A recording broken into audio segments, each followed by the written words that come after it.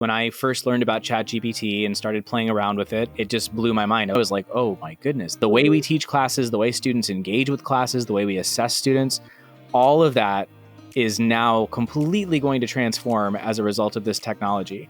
This cat is out of the bag. There is no putting the cat back in the proverbial bag. We invite you to be on the outside of the fishbowl as we teach our guests live how they can use AI to accomplish or maybe improve the efficiency of a specific task. This show is your opportunity to get basically free training and free consulting by watching someone else get trained by us. Welcome to AI Fishbowl, the show where you get to watch as we coach and train education professionals to solve their problems using AI tools. So get ready to elevate your educational practices with AI Fishbowl with me, Audrey, Ellis, and Zia Hassan. Hey, Zia. Hey, Audrey. How's it going? It's going well. Happy Monday. I just had Monday. to check if it was Monday. I know. What is time these days? Time just seems to slip away from us. What's been new in your life? Just keeping on with my dissertation research, really enjoying the process. And I'm a bit of a nerd, so I love doing research and coding, qualitative research all the way. And it's beautiful up here in Massachusetts, so I can't complain about the weather. How's everything going on in your life?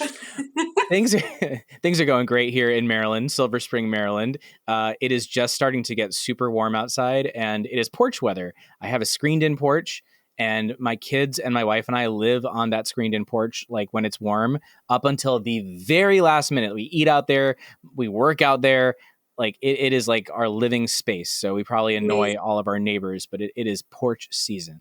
So I love that. That's awesome. We don't have a guest today, but we want to talk about what this show is, what it means to us, and start off by telling you a little bit about who we are. So, Audrey, tell me what's the story from like where you came from to where you are sitting in front of me now. I'm Audrey Ellis. I live in Massachusetts. I have many interests outside of academia and the community college sector. I love to run, garden, and such. I have 2 dogs. But I am really, really passionate about community colleges and access to higher education. So I've worked in the community college space for my whole career. I've implemented student success platforms as an administrator. And then I used to work at EAB, which is an ed tech company. And I was on the research team where I secret shopped, went undercover as a community college student at 50 community colleges across the country. Wait a minute. Yes. Like undercover boss? Yeah. But undercover student? Yes, exactly. Okay, briefly, I need to know more about this briefly. Yes, I've done it at 50 community colleges across the country. It was my first job out of grad school, so I was pretty young. I would basically just make up some random reason that I was like in Wisconsin, and I would look up like a local employer and be like, yeah, my boyfriend got a job at such and such. I really like early childhood. I think I want to go and work in a daycare because I love babysitting in college. And then just basically the goal was to see if you were a working mom or a full-time employee and you took a day off, could you, and this was a little bit before like online applications were good, and they're still not great for what it's worth, but could you get from the point of application to enrollment in the same day? And I think I only succeeded at 1 out of 50 community colleges.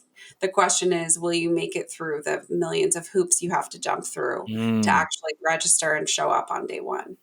Most recently, I started my own independent consulting practice called T3 Advisory, which stands for Through the Trees. So focusing on working with senior leaders to help them think about how they are using tech and data to keep student success as the focus instead of focusing on the details, thinking about the strategy and the big picture. Inadvertently got into the AI world just because it's hard to stay out of it these days. But the more I worked with community colleges, the more I saw that they are just not necessarily having the same level of adoption or conversation purely because of how much they're doing already. So that's a really big motivating factor for me and part of how you and I got connected. So Zia, do you want to talk a little bit about your background? IBM hired me out of college and I worked for them for a number of years and was very bored. I mean, I worked with lovely people, but just very bored, staring out the window all day, wishing I was somewhere else.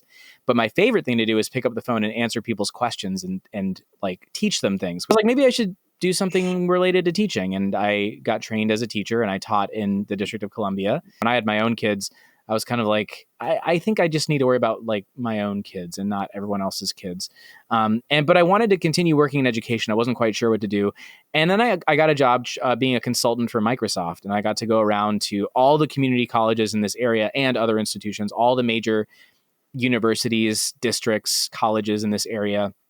And it just so happened that at this one college, I really connected to the chair of the education department, and she really liked my style. And so right after I was done doing my OneDrive presentation, she offered me a job as an adjunct.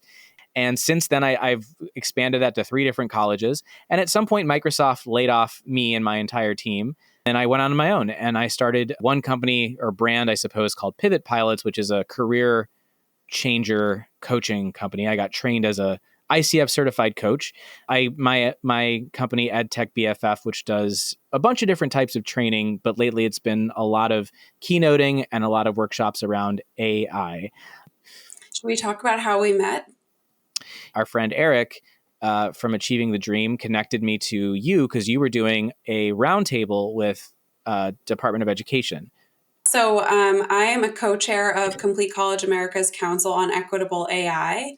We are a small but mighty group of leaders from access-oriented institutions. So that's community colleges, minority-serving institutions like HBCUs, TCUs, HSIs, all of that. And then 4-year kind of public institutions, especially those that are more focused on access to education.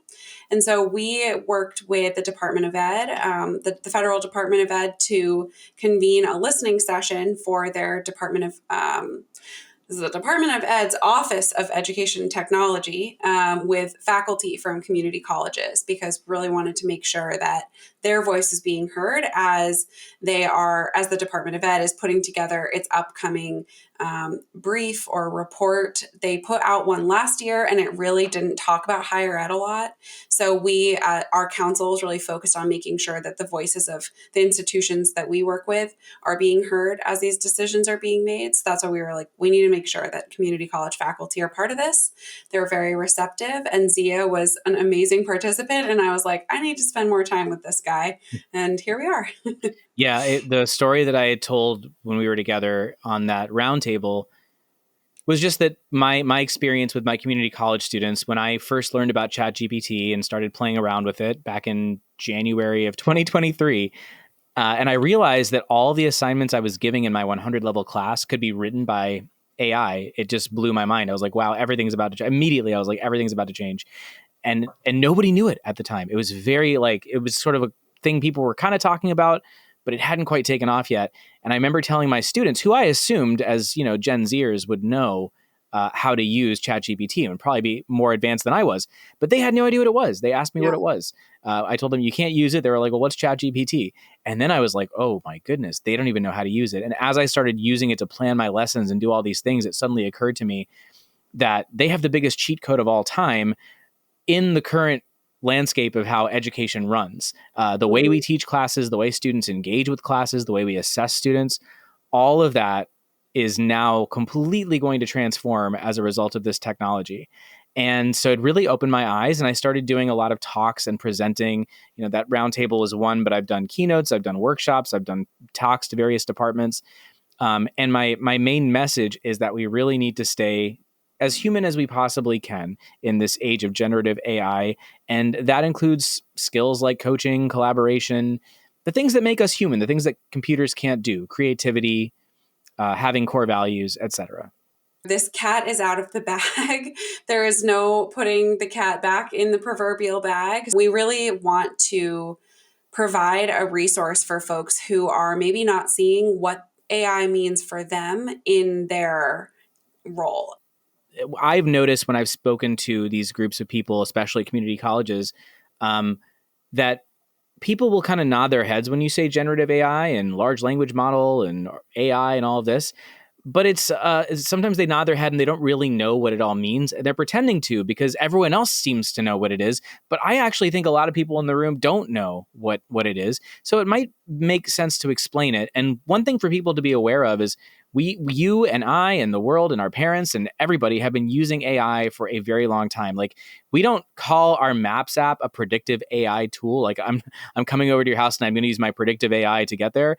But it is like if you think about the amazing features it has, where you could say, I'm leaving tomorrow at 5 a.m. to get to a certain place. What's the traffic going to be like? That's predictive AI.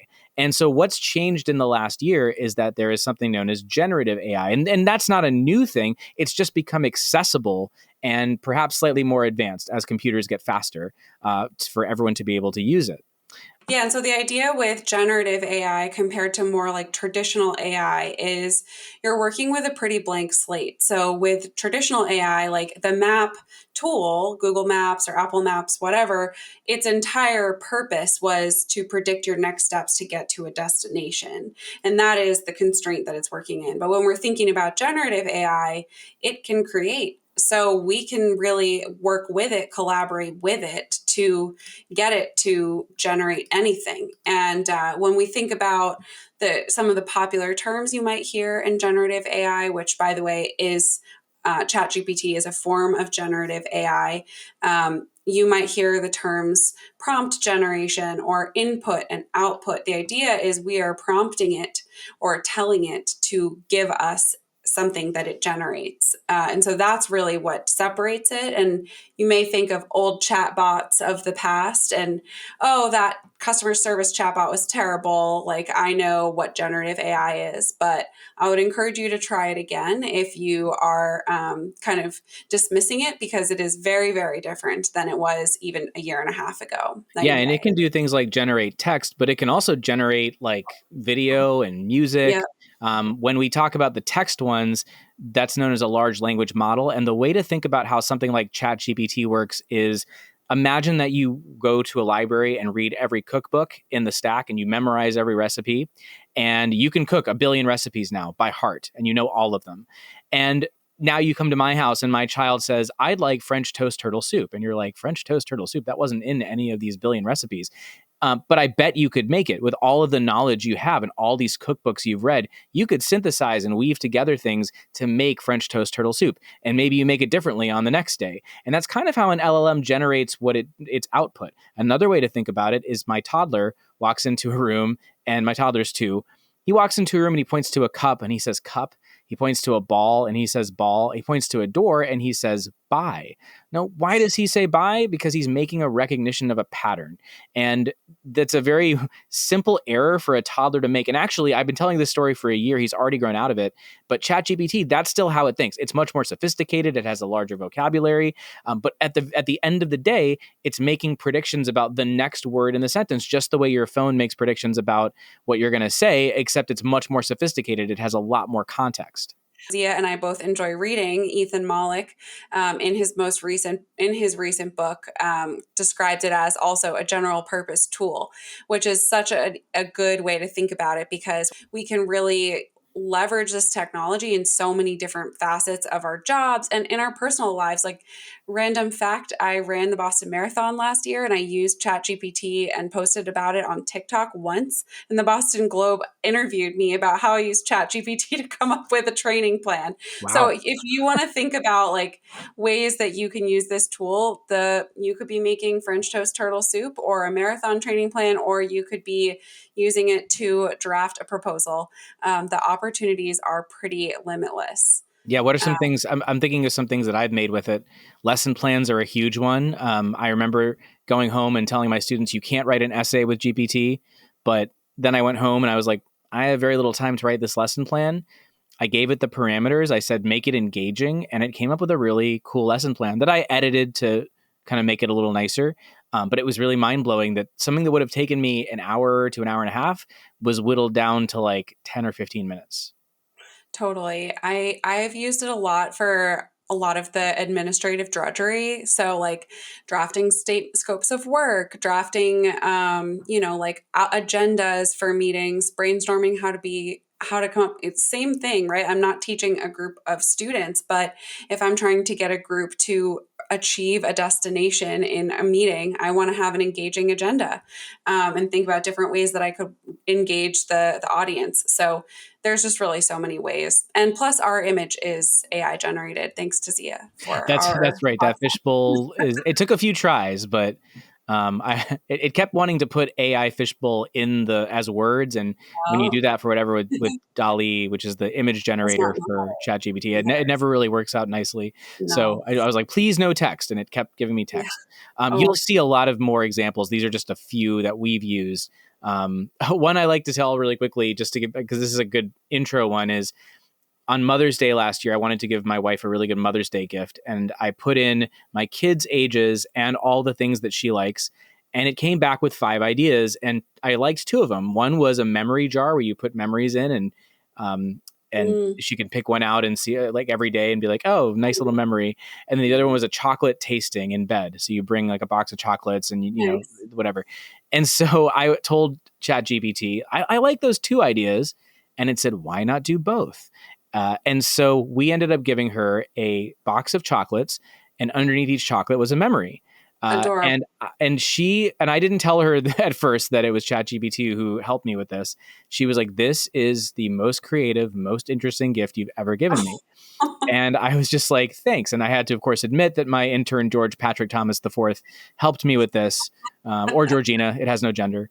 But yeah, so it's a good example. So now I'm curious to know from your perspective. We started this show, and in the time that we've been talking about it, even it feels like the world has just blown up with people who are talking about AI, waxing prolific about where it's headed, what it's going to change, how it's going to change things. And I see a lot of podcasts and YouTube shows of experts with talking to other experts about what's going to happen, how it's going to go, school administrators, people who have been using it in their classes. So there's a lot of noise. What makes us different, Audrey? Yeah, so if you're at all familiar with facilitation or teaching, you might know about the term fishbowl exercise. And that is where our name comes from. So we want to provide a space where folks can learn from and with one another. And I think learning is really a key word there. We are still learning, the world is still learning about AI. And so although these really kind of futuristic conversations are really interesting, that's not exactly what we're trying to achieve here. We wanted to work with folks who are experts at their jobs. They're, senior leaders, faculty members, frontline staff. No matter what your role is, we believe like you know what you're doing in your day to day, but you might not know how you could use AI to maybe like level up a task that you have to do a lot. And so in the spirit of the fishbowl exercise, we invite you to be on the outside of the fishbowl as we teach our guests live how they can use AI to accomplish or maybe improve the efficiency of a specific task. There are people who do jobs that require some form of creativity, some form of thinking about how they want to communicate with different audiences. And it's really interesting to see how they come in with certain problems, and we help them figure out how to use tools like ChatGPT to figure out how to communicate to those audiences, or how to write a particular executive brief, or whatever it is they might be doing, or just to bounce ideas or brainstorm. You'll see all of that in the first couple episodes, which is really exciting. So it's kind of exciting to think like where we're even going to go from here, because there's already so much great content in the first couple episodes. One thing we should note is if you're listening to this, we'll always have a visual version too, because we want to be able to share our screens and actually like live go into ChatGPT or Claude or Gemini or Copilot, whichever flavor of the day of AI we're using, to actually work through that exercise with them. So if you're not able to watch, we'll try to talk you through it, but definitely encourage you to check out the video version too. And I think, it'd be really nice to also have students on this podcast. Yeah. I know a few students of mine that would love and have told me specifically they'd love more instruction on ChatGPT and other LLMs. If you're interested in participating in our podcast, we have like an open call. Like I said, like we will not discriminate about your level of seniority, the type of work that you do at a community college or an access-oriented institution in higher ed. We want to make this topic that can be really intimidating and maybe off-putting for some a little bit more accessible and a little less intimidating. Yes, if you go to aifishbowl.com, you will find there a link to apply to be on the show. And it's not as if you need to have zero experience, but we are looking for folks who are struggling a little bit and they're thinking, I know I could be using these tools more effectively. This is something I hear time and time again from people who say, I use it or I've played around with it, but I'm sure I could be using it more effectively. I'm sure that I could be shortening my workflow or making things more efficient. And I've heard from people after we work with them that they've tripled or quadrupled their productivity. I remember just giving my wife a brief training, and she did something that would normally take her a week in 5 minutes. So you'll really get to see some awesome examples.